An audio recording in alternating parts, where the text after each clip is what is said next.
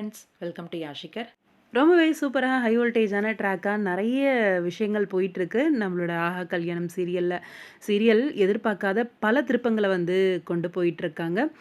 ஒரு பக்கம் வந்து நம்ம வந்து பிரம்மமுடிய எதிர்பார்த்தோன்னா, இன்னொரு பக்கம் நாங்க வேற மாரி கொண்டு போறோம் அப்படிங்கிற மாரி, வேற மாரி சீரியல் வந்து மூவ் ஆயிட்டுருக்கு.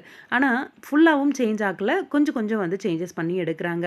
ரீசென்ட்டா மகா சூர்யா அவங்களோட குழந்தையா தத்தெடுத்துட்டாங்க. இங்க அழகிய. அந்த எபிசோடும் பார்த்துருப்பீங்க. ரொம்பவே சூப்பரா தான் இருந்துச்சு. அப்கமிங் ஷூட்டிங் லொகேஷன்லேருந்து ஒரு சில பிக்ஸ் எல்லாம் வீடியோஸ் அந்த மாரிலாம் நெறையவே போஸ்ட் பண்ணியிருந்தாங்க. நம்மளோட ஆஹா கல்யாணம் டீம்.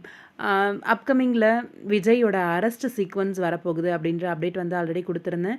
போலீஸ் ஸ்டேஷன் லொகேஷன்ல இருந்தும் பிக்ஸ் எல்லாமும் ஷேர் ஆயிருந்தது பார்த்துருப்பீங்கன்னு நெனைக்கிறேன். ரீசென்ட்டா மகா, சூர்யா அவங்களோட ட்ராக்குமே ரொம்ப பியூட்டிஃபுல்லா போயிட்டுருக்கு.